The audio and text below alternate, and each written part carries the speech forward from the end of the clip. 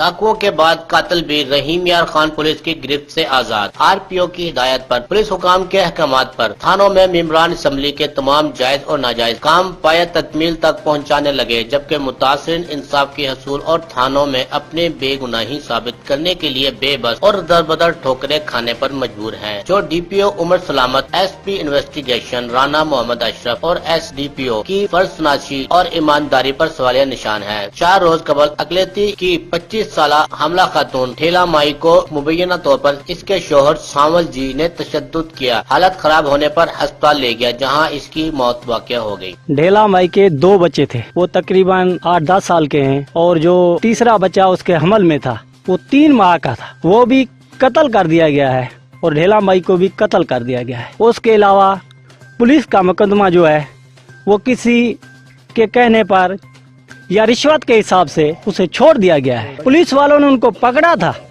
لیکن رشوت کے کہنے پر یا کسی کے کہنے پر اسے چھوڑ دیا گیا ہے۔